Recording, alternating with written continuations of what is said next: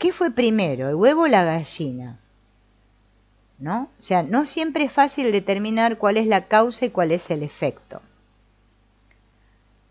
Se han observado que la mayoría de los pacientes con enfermedades crónicas de larga duración sufren de un estado de ánimo depresivo que agrava o quizás incluso provoca sus síntomas.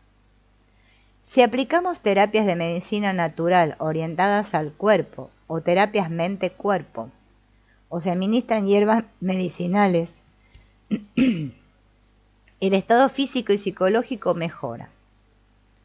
Los pacientes que acuden con dolores, ¿no?, van mostrando que en el fondo había sentimientos negativos de los cuales no eran conscientes. Se descubren estos sentimientos y así empieza la curación. Vamos a ver una autoevaluación para saber si realmente estamos deprimidos o no, porque a veces hay personas que pueden creer que no están deprimidas y resulta que están deprimidas. Este cuestionario que les voy a ir leyendo dice: primer pregunta, ¿con qué frecuencia te has sentido afectado por las siguientes molestias durante las últimas 2 semanas? ¿Has perdido interés o alegría en las actividades que te gustaba realizar? Las opciones son no en absoluto, algunos días, en más de la mitad de los días, y casi todos los días. ¿Te sientes decaído, melancólico, sin esperanzas? No en absoluto, algunos días, en más de la mitad de los días, casi todos los días. ¿Tienes dificultades para conciliar el sueño o permanecer dormido durante la noche o has notado que necesitas dormir más? No en absoluto, algunos días, en más de la mitad de los días, casi todos los días. ¿Con frecuencia te sientes cansado o con la sensación de no tener energía? Siempre las respuestas son las mismas para no volver a leer. No en absoluto, algunos días, en más de la mitad de los días, casi todos los días. ¿Tienes poco apetito o una necesidad excesiva de comer? ¿Tienes una mala opinión de ti mismo o la sensación de ser un fracaso o de haber defraudado a la familia? ¿Te resulta difícil concentrarte en algo? Por ejemplo, leer, mirar la tele, ver una película. ¿Te mueves o hablas tan despacio que llamas la atención de los demás? ¿O, al contrario, estás más inquieto y tienes más necesidad de moverte que lo habitual? ¿Tienes pensamientos de que preferirías estar muerto o de que deseas hacerte daño? Y después hay que calcular la puntuación tomando en cuenta que si respondía muchas de estas preguntas con no en absoluto, es el 1, o sea, vale 1 punto. Algunos días vale 2, en más de la mitad de los días vale 3 y en casi todos los días 4.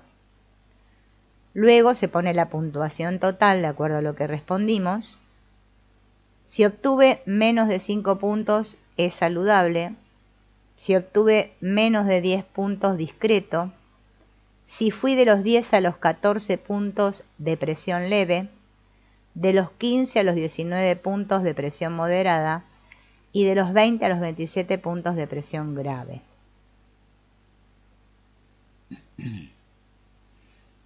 Bien.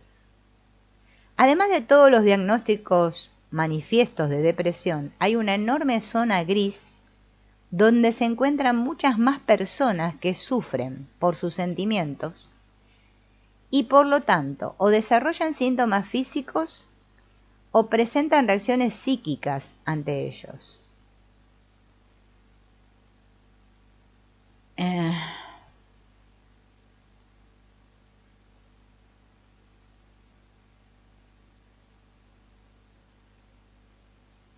Bien.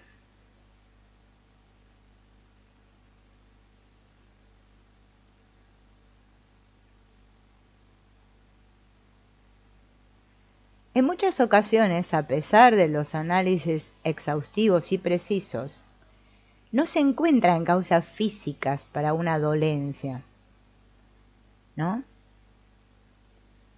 Algunas molestias se producen en una sola región del cuerpo y otras en diferentes regiones al mismo tiempo, con frecuencia acompañadas de fatiga o mareos, molestias gastrointestinales, inquietud, taquicardia, sudoración.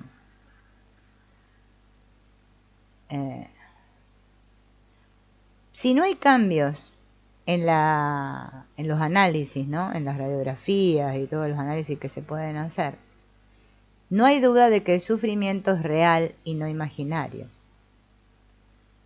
Estos trastornos somatomorfos suelen basarse en una experiencia hipersensible al dolor y al estrés. El estrés mental no se percibe como tal, por lo tanto no se puede verbalizar. Y debido a que las sensaciones físicas y los sentimientos en el cerebro comparten una conexión muy estrecha entre sí, la angustia emocional se expresa en el cuerpo. Este fenómeno no es poco frecuente. Casi 1 de cada 2 visitas al médico de cabecera se debe a esta situación.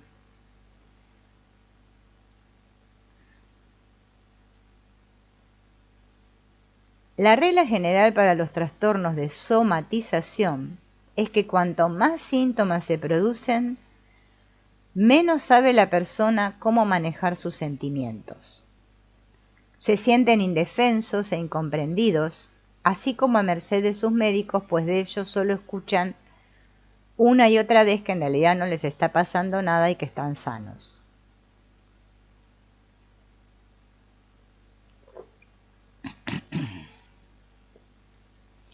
Estos pacientes no presentan los clásicos síntomas depresivos, pero sí muestran una disminución del impulso que fomenta el aislamiento y el evitar ciertas situaciones. Como resultado de esto, el sistema inmunitario se frena y esto conduce a cambios negativos en el cuerpo. Este tipo de personas suele tener una amplia gama de problemas y desafíos en su vida cotidiana, pero toma un tiempo para que el tema salga a relucir porque los mismos pacientes no le encuentran ninguna relación con sus síntomas físicos.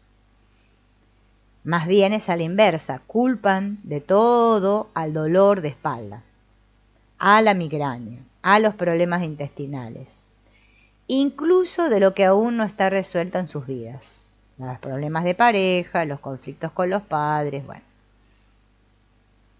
Sin embargo, estos factores externos a menudo juegan un papel decisivo, no solo en el desencadenamiento y mantenimiento de dolencias inexplicables en el cuerpo,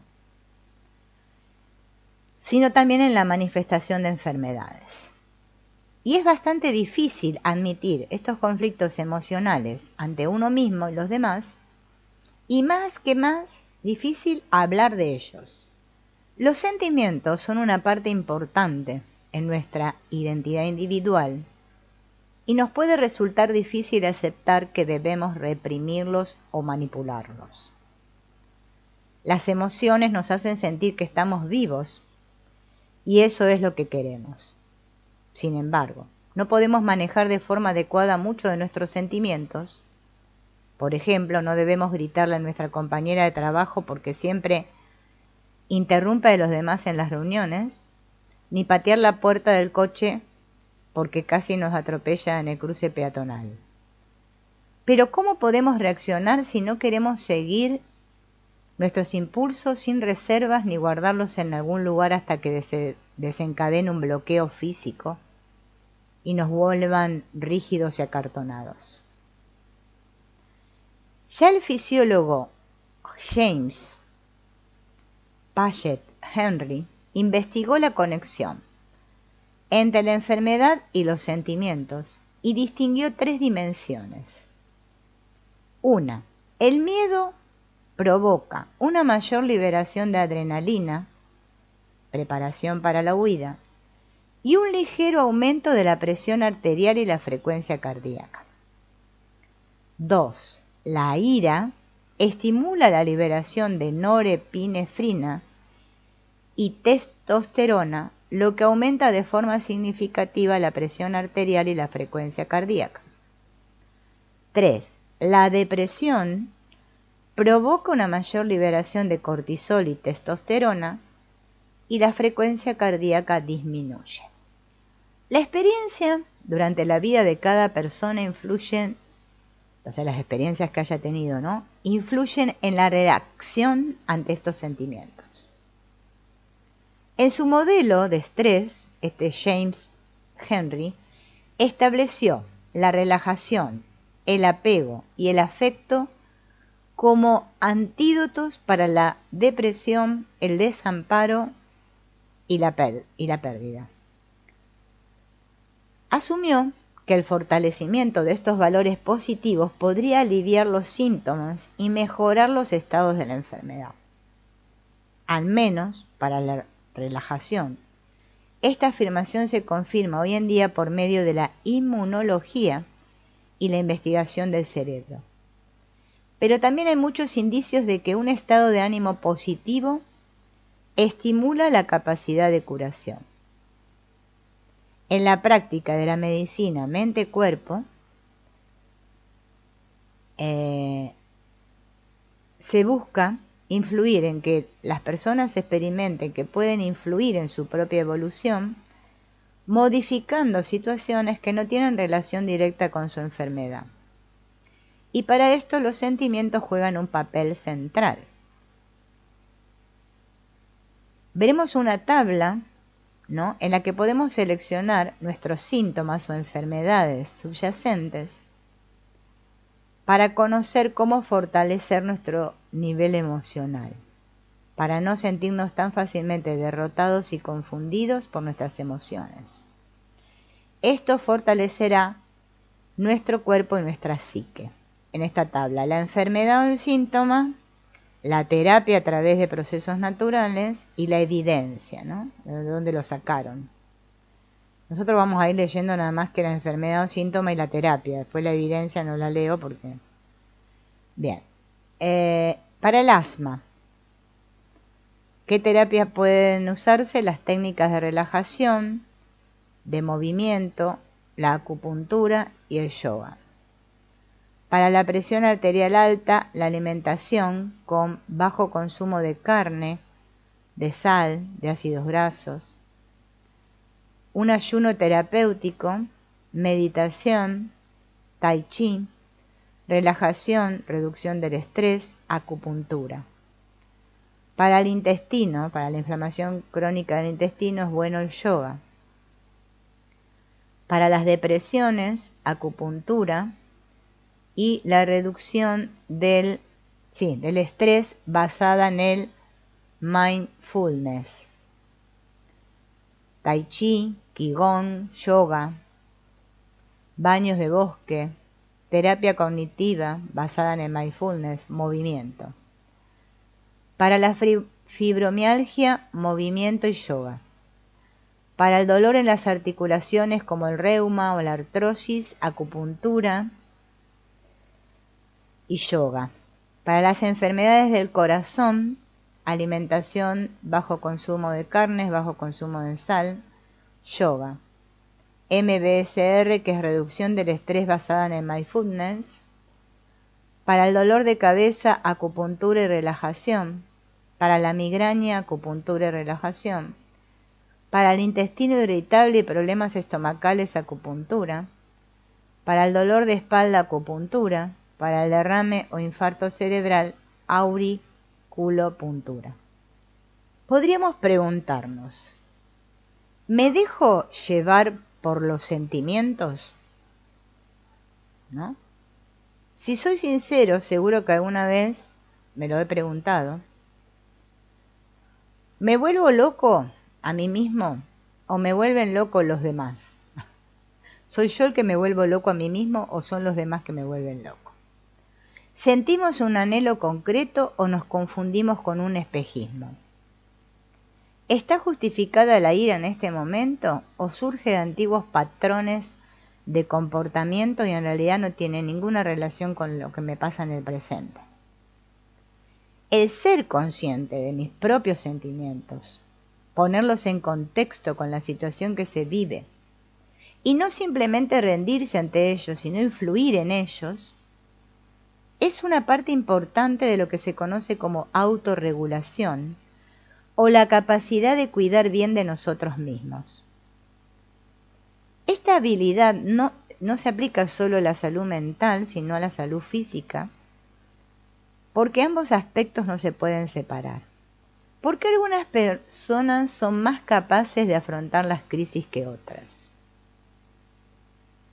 La periodista Eileen Zimmerman, quien perdió al padre de sus hijos por una adicción a las drogas, escribe que en su caja de herramientas contra los desafíos de la vida solo había química.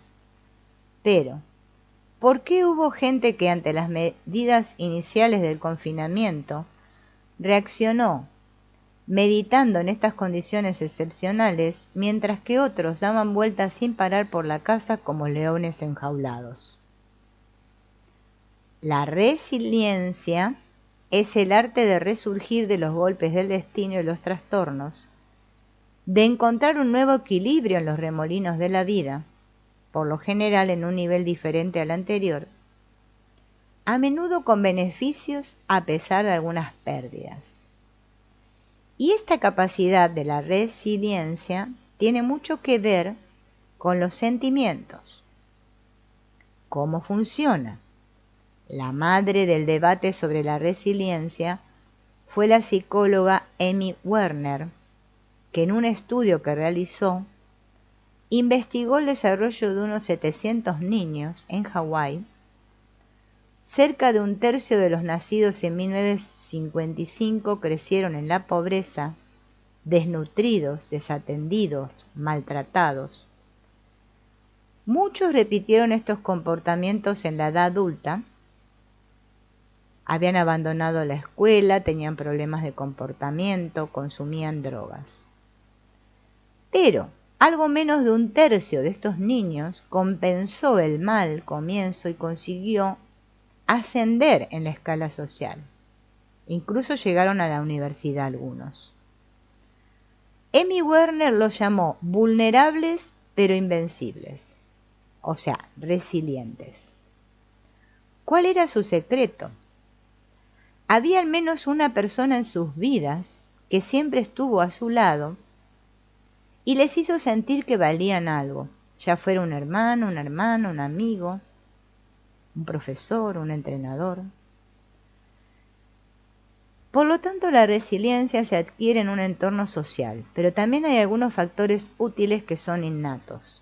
Entre ellos se encuentra la inteligencia, que sirve para encontrar formas creativas de salir de las crisis, el optimismo, que al menos en parte es innato, y un carácter extrovertido, que facilita la búsqueda de ayuda. Porque la capacidad del individuo de aceptar el apoyo social para seguir persiguiendo objetivos es un criterio muy importante de resiliencia. Las experiencias de la infancia desempeñan un papel importante en este estudio, según un profesor de psiquiatría, Bessel van der Kolk, que es experto en estrés postraumático, que cree que los primeros 20 años de la vida son importantes porque configuran los patrones de respuesta del cerebro, lo cual no significa, sin embargo, que este periodo de la vida sea fatídico, solo que requiere más trabajo. Por lo tanto, hay que desarrollar la resistencia a las crisis tal como se hace con un músculo, por ejemplo, con la ayuda de otras personas, a través de una determinada forma de pensar y a través del significado. La investigación muestra que la creencia en una causa o en una entidad mayor que uno mismo promueve la resiliencia.